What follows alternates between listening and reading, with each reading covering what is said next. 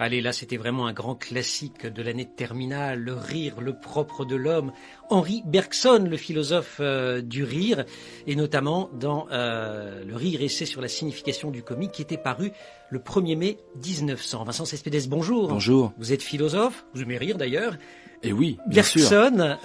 il l'a repréfacé en 1924, 24 ans après la première parution, et il éclaire un petit peu ce qu'il a voulu dire au fond. Il y a eu un besoin d'explication. Oui, en fait, Bergson, dans ce livre, s'intéresse vraiment au comique, et il définit le rire comme du mécanique plaqué sur du vivant. Le rire, il considère le rire comme la punition de la société envers les êtres qui s'écartent de la norme. Finalement, on se moque d'eux et on les fait entrer dans des normes. Alors qu'est-ce qu'il veut dire quand il dit le rire est le propre de l'homme? C'est une de ses premières observations. Est-ce qu'on peut préciser quand même? Il fait 3 observations sur le rire, Bergson, oui. pour bien comprendre. D'abord, pour Bergson, le rire, c'est ce qui est proprement humain. Il n'y a pas de comique en dehors de l'humain. Un paysage n'est pas risible. Un animal est risible lorsqu'on voit chez lui des choses humaines par vision anthropomorphique.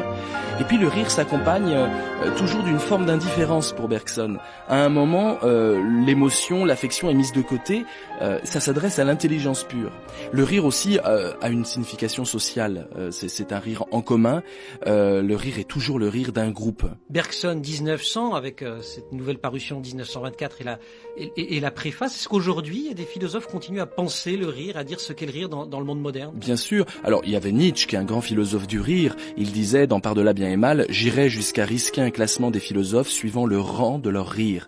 Et puis il y a aussi un philosophe, un penseur récent, Olivier Mangin, qui dirigeait la revue Esprit il y a quelques années. Et Olivier Mangin analyse l'humour et il y met toutes les couleurs. On parle d'humour noir, on parle de rire jaune, et ben lui il décline ces couleurs. C'est une pensée intéressante qui entre un peu dans une subtilité. Bergson, c'était le rire vraiment comique.